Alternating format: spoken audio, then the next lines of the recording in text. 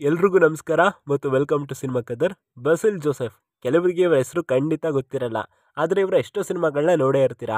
Recent ಟೈಮ್ಸ್ನಲ್ಲಿ Malayalam ಸಿನಿಮಾಗಳು ನಮ್ಮನ್ನು ಅಂದರೆ ಕನ್ನಡ ಆಡಿಯನ್ಸ್ಗಳನ್ನ ಯಾವ ರೇಂಜ್ನಲ್ಲಿ ಇಂಪ್ರೆಸ್ ಮಾಡ್ತೀವಿ ಅನ್ನೋದು ಗೊತ್ತೇ ಇದೆ. ಒಳ್ಳೆ ಕಥೆಗಳೊಂದಿಗೆ ಸ್ಟ್ರಾಂಗ್ ಕ್ಯಾರೆಕ್ಟರ್ಗಳನ್ನ ಇಟ್ಕೊಂಡು ಕಾಮಿಡಿ ಸಿನಿಮಾಗಳ ಮೂಲಕ ನಮ್ಮನ್ನು ಎಂಟರ್ಟೈನ್ ಮಾಡ್ತಿವೆ. ಹೆಚ್ಚಾಗಿ ಬಸಿಲ್ ಜೋಸೆಫ್ ಅವರ ಸಿನಿಮಾಗಳು ಅಂದರೆ ತಪ್ಪಾಗಲ್ಲ. ಅವರ ಸಿನಿಮಾಗಳು ಕೇರಳ ಮಾತ್ರವಲ್ಲದೆ ಕರ್ನಾಟಕದಲ್ಲೂ ಕೂಡ ಭಾರಿ ಪಾಪ್ಯುಲರ್. ಅವರ ಸಿನಿಮಾಗಳು ಸಿಂಪಲ್ ಆಗಿರ್ತವೆ, ಆ್ಯಕ್ಟಿಂಗ್ ಕೂಡ ಸಿಂಪಲ್ ಆಗಿರುತ್ತೆ, ಬಟ್ ಸಿನಿಮಾದಲ್ಲಿ ಕಾಮಿಡಿ ನೆಕ್ಸ್ಟ್ ಲೆವೆಲ್ನಲ್ಲಿ ವರ್ಕ್ ಆಗುತ್ತೆ. ಅದಕ್ಕೆ ಅವರ ಸಿನಿಮಾಗಳು ಅಷ್ಟು ಪಾಪ್ಯುಲರ್ ಆಗಿರ್ತವೆ. ಸೊ ಮಲಯಾಳಂನಲ್ಲಿ ಪ್ರೆಸೆಂಟ್ ಒಳ್ಳೆ ಸಿನಿಮಾಗಳನ್ನ ಕೊಟ್ಟು ಆಡಿಯನ್ಸ್ಗಳನ್ನ ಎಂಟರ್ಟೈನ್ ಮಾಡ್ತಿರೋರ ಪಟ್ಟಿಯಲ್ಲಿ ಬಸಿಲ್ ಕೂಡ ಒಬ್ಬರು. ಅವರ ಕೆಲವು ಸಿನಿಮಾಗಳು ಕನ್ನಡದಲ್ಲೂ ಕೂಡ ಅವೈಲೇಬಲ್ ಇದ್ದು, ಹಾಗೂ ಈ ವಿಡಿಯೋದಲ್ಲಿ ಬಸಿಲ್ ಜೋಸೆಫ್ ಅವರ ಸಿನಿ ಕೆರಿಯರ್ನಲ್ಲಿ ನೋಡಬೇಕಾದಂಥ ಕೆಲವು ಸಿನಿಮಾಗಳನ್ನ ಪಟ್ಟಿ ಮಾಡ್ಕೊಂಡು ಬಂದಿದ್ದೀವಿ. ಹಾಗಾದರೆ ಯಾಕೆ ತಡ, ಬನ್ನಿ. ಜಯ ಜಯ ಜಯಯೇ ಇದನ್ನು ವಿಪಿನ್ ದಾಸ್ ಅವರು ಬರೆದು ನಿರ್ದೇಶಿಸಿದ್ದಾರೆ.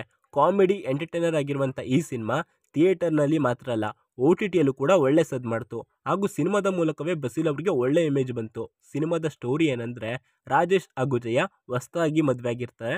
ಸ್ಟಾರ್ಟಿಂಗ್ ಎಲ್ಲ ಚೆನ್ನಾಗೇ ಇರುತ್ತೆ, ಆದರೆ ಕೆಲವು ದಿನಗಳ ಕಳೀತಾ ರಾಜೇಶ್ ಜಯಗೆ ಟಾರ್ಚರ್ ಕೊಡೋಕ್ಕೆ ಶುರು ಮಾಡ್ತಾನೆ.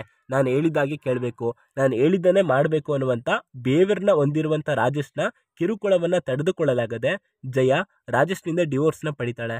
ಆಗ ಶುರುವಾಗುತ್ತೆ ನೋಡಿ ರಾಜೇಶ್ಗೆ ಡವ ಡವ. ಯಾಕಂತೀರಾ? ಅದನ್ನು ನೀವು ಸಿನಿಮಾದಲ್ಲೇ ಎಕ್ಸ್ಪೀರಿಯೆನ್ಸ್ ಮಾಡಬೇಕು. ಮಲಯಾಳಂ ಸಿನಿಮಾಗಳು ಎಷ್ಟು ಸರಳವಾಗಿರುವಂಥ ಒನ್ಲೈನ್ ಸ್ಟೋರಿಗಳನ್ನ ಇಟ್ಕೊಂಡು ಸಿನಿಮಾ ಮಾಡ್ತಾರೆ ಅನಿಸಿದ್ರು ಕೂಡ ಆ ಸಿನಿಮಾಗಳು ರಿಲೀಸ್ ಆದಮೇಲೆ ಮಾಡುವಂಥ ಇಂಪ್ಯಾಕ್ಟ್ ಇದೆಯಲ್ಲ, ಅದು ಬೇರೆನೇ ಇರುತ್ತೆ. ಹೆಸರಿಗೆ ಕಾಮಿಡಿ ಸಿನಿಮಾ ಅಂದ್ಕೊಂಡ್ರು, ಹೇಳೋಕ್ಕೆ ಹೊರಟಿರುವಂಥ ವಿಷಯ ತುಂಬ ಸೀರಿಯಸ್. ಇದು ಎಲ್ಲರಿಗೂ ಕನೆಕ್ಟ್ ಆಗುವಂಥ ಸ್ಟೋರಿ, ಯಾಕಂದರೆ ಇದು ನಮ್ಮ ಮನೆಗಳ ಕಥೆನೇ. ಕಾಮಿಡಿ ಜೊತೆ ಒಳ್ಳೆ ಮೆಸೇಜ್ ಕೂಡ ಇದೆ.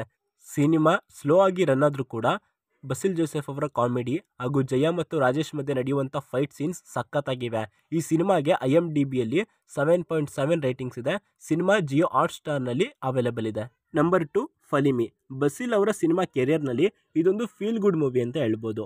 ಮಿಡಲ್ ಕ್ಲಾಸ್ ಕುಟುಂಬವನ್ನು ತುಂಬ ಚೆನ್ನಾಗಿ ತೋರಿಸಿದ್ದಾರೆ.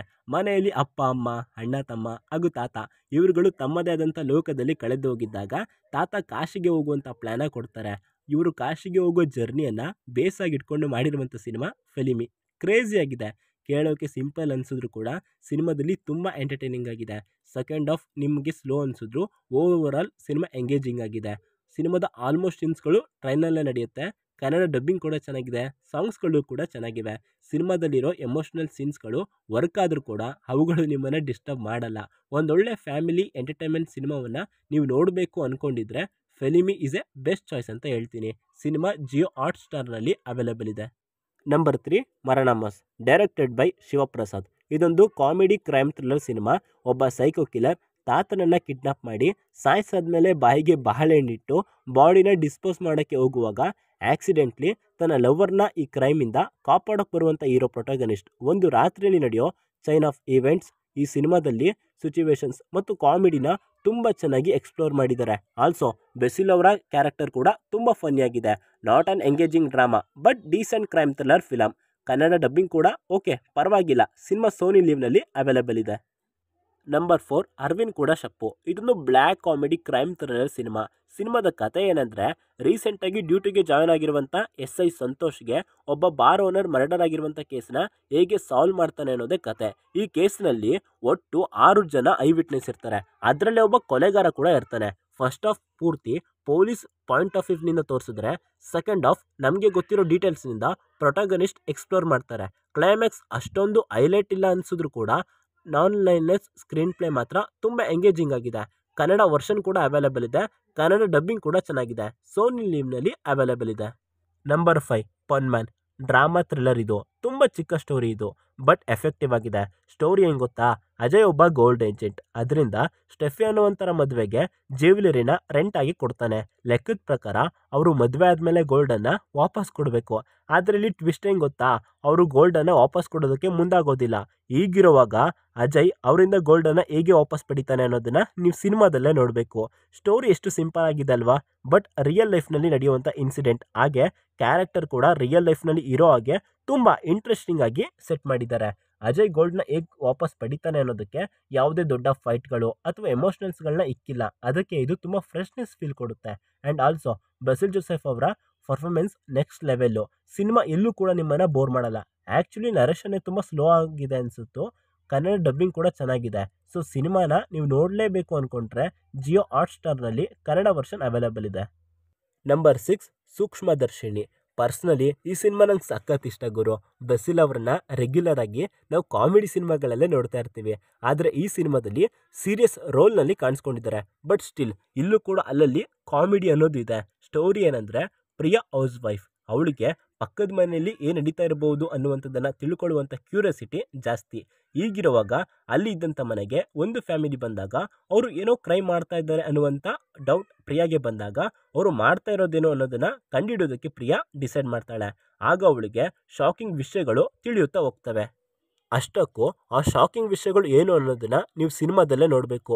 ಸಿನಿಮಾದ ಮೇಜರ್ ಹೈಲೈಟ್ ಅಂದರೆ ಅದು ಸಸ್ಪೆನ್ಸೇ. ನಿಜವಾಗ್ಲೂ ಸಿನಿಮಾದ ಲಾಸ್ಟ್ವರೆಗೂ ಸಸ್ಪೆನ್ಸ್ನ ಚೆನ್ನಾಗಿ ಹೋಲ್ಡ್ ಮಾಡಿದ್ದಾರೆ. ಸ್ಟಾರ್ಟಿಂಗ್ 20 ಮಿನಿಟ್ಸ್ ತುಂಬ ಸ್ಲೋ ಅನಿಸುತ್ತೆ. ಬಿಕಾಸ್ ಸ್ಟೋರಿ ಸೆಟಪ್ಗೆ, ಕ್ಯಾರೆಕ್ಟರ್ ಎಸ್ಟಾಬ್ಲಿಷ್ಗೆ ಟೈಮ್ ತಗೊಳ್ಳುತ್ತೆ. ಕ್ಲೈಮ್ಯಾಕ್ಸ್ನಲ್ಲಿ ಡಾಟ್ಸ್ನೆಲ್ಲ ಕನೆಕ್ಟ್ ಮಾಡಿ ಸಸ್ಪೆನ್ಸ್ ರಿವೀಲ್ ಆದರೆ ಮೈ ಜುಮ್ ಅನಿಸ್ಬಿಡುತ್ತೆ. ಸಿನಿಮಾದಲ್ಲಿ ಮೈನ್ ರೈಟಿಂಗೇ ಚೆನ್ನಾಗಿದೆ. ಅಷ್ಟೇ ಅಲ್ಲದೆ ಲೋ ಬಜೆಟ್ನಲ್ಲೂ ಕೂಡ ಇಂಥ ಕ್ಲೆವರ್ ಸಿನಿಮಾನ ಮಾಡ್ಬೋದಾ ಅನಿಸ್ಬಿಡ್ತು. ಸಿನಿಮಾ ಸ್ಲೋ ಆಗಿದ್ದರೂ ಲಾಸ್ಟ್ವರೆಗೂ ಎಂಗೇಜಿಂಗ್ ಆಗಿರುತ್ತೆ. ಕನ್ನಡ ಡಬ್ಬಿಂಗ್ ಕೂಡ ಚೆನ್ನಾಗಿದೆ. ಸೊ ಸಿನಿಮಾ ಜಿಯೋ ಹಾಟ್‌ಸ್ಟಾರ್‌ನಲ್ಲಿ ಅವೈಲೇಬಲ್ ಇದೆ, ಪಕ್ಕಾ ನೋಡಿ. ನಂಬರ್ 7 ನುನುಕುಲಿ. ಇದೊಂದು out and out comedy cinema. ಇನ್ನೊಂದು ಸರ್ಪ್ರೈಸ್ ಗೊತ್ತಾ ನಿಮಗೆ? ಇದನ್ನು ಜೀತು ಜೋಸೆಫ್ ಡೈರೆಕ್ಟ್ ಮಾಡಿರೋದು. ಆ್ಯಂಡ್ ಆಲ್ಸೋ ಬೆಸಿಲ್ ಅವರ ಕಾಮಿಡಿ ಟೈಮಿಂಗ್ಸ್ ಹಾಗೂ ಪರ್ಫಾರ್ಮೆನ್ಸ್ ಹೈಲೈಟ್ ಆಗುತ್ತೆ. ಮೂವಿ ಸ್ಟೋರಿ ಏನು ಗೊತ್ತಾ? AB ಒಂದು ಕಂಪ್ನಿಯ MD ಒಂದು ದಿನ ತನ್ನ ಕಂಪ್ನಿಯ ಮೇಲೆ ಇನ್ಕಮ್ ಟ್ಯಾಕ್ಸ್ ರೈಡ್ ಆಗುತ್ತೆ. ರೈಡ್ನಲ್ಲಿ ದೊಡ್ಡದಾಗೇನಿಲ್ಲ ಅಂದರೂ ABಯ ಲ್ಯಾಪ್ಟಾಪ್ನ ತೊಗೊಂಡೋಗ್ತಾರೆ. AB ಆಫೀಸರ್ಸ್ಗಳು ತೊಗೊಂಡೋಗಿರೋ ಲ್ಯಾಪ್ಟಾಪ್ನ ಹೇಗಾದರೂ ಮಾಡಿ ವಾಪಸ್ ತರಬೇಕು ಅಂತ ಡಿಸೈಡ್ ಮಾಡ್ಕೊಂಡು ಹೋಗ್ತಾನೆ. ಅಷ್ಟಕ್ಕೂ ಲ್ಯಾಪ್ಟಾಪ್ಗೋಸ್ಕರ ಹೋದ AB ಗೊತ್ತಿಲ್ಲದಲೇ ಸಾಕಷ್ಟು ಪ್ರಾಬ್ಲಮ್ಸ್ಗಳಿಗೆ ಸಿಗಾಕೊಳ್ತಾನೆ. ಅಷ್ಟಕ್ಕೂ ಆ ಲ್ಯಾಪ್ಟಾಪ್ನಲ್ಲಿ ಏನಿದೆ ಅನ್ನೋದನ್ನು ನೀವು ಸಿನಿಮಾದಲ್ಲೇ ನೋಡಬೇಕು. ತುಂಬ ಸಣ್ಣ ಪಾಯಿಂಟ್ನಿಂದ ಶುರುವಾಗುವಂಥ ಸಿನಿಮಾ ಬೇರೆ ಹಾದಿಯನ್ನು ಹಿಡಿಯುತ್ತೆ. ಸಿನಿಮಾದ ಪ್ರತಿ ಸೀನ್ ಕೂಡ ಸಖತ್ತಾಗಿದೆ. ಆ್ಯಕ್ಚುಲಿ ಒಂದು ತಪ್ಪನ್ನು ಕವರ್ ಮಾಡೋಕ್ಕೋಗಿ ಬ್ಯಾಕ್ ಟು ಬ್ಯಾಕ್ ಪ್ರಾಬ್ಲಮ್ಸ್ಗಳಿಗೆ ಸಿಗಾಕೊಳ್ಳೋದೇ ಸಿನಿಮಾದ ಪ್ಲಾಟ್. ಸಿನಿಮಾದಲ್ಲಿ ದೊಡ್ಡದಾಗಿ ಸ್ಟೋರಿ ಏನೂ ಇಲ್ಲ. ಬಟ್ ಓನ್ಲಿ ಕಾಮಿಡಿ ಸಿನಿಮಾ ಇಷ್ಟಪಡೋರಿಗೆ ಸಖತ್ತಾಗಿರುತ್ತೆ ಈ ಸಿನಿಮಾ. ಕನ್ನಡ ಡಬ್ಬಿಂಗ್ ಕೂಡ ಚೆನ್ನಾಗಿದೆ. ಸಿನಿಮಾ ZEE5ನಲ್ಲಿ ಅವೈಲೇಬಲ್ ಇದೆ. Number 8 Guruvayoor Ambalanadayil. ಇದರಲ್ಲಿ ಬಸಿಲ್ ಅವರು ಕೂಡ ಮೇನ್ ಲೀಡ್ ರೋಲ್ನಲ್ಲಿ ಆ್ಯಕ್ಟ್ ಮಾಡಿದ್ದಾರೆ. ಸಿನಿಮಾದ ಕತೆ ಏನಂದರೆ, ವಿನು ರಾಮಚಂದ್ರನ್ ದುಬೈನಲ್ಲಿ ಕೆಲಸ ಮಾಡ್ತಾ ಇರ್ತಾನೆ. ಅವನಿಗೆ ಒಂದು ಬ್ರೇಕಪ್ ಸ್ಟೋರಿ ಕೂಡ ಇರುತ್ತೆ. ಅದನ್ನು ಯಾರ ಹತ್ರನೂ ಹೇಳ್ಕೊಳ್ದಲೇ ನೋವನ್ನು ತಾನೇ ಅನುಭವಿಸ್ತಾ ಇರ್ತಾನೆ.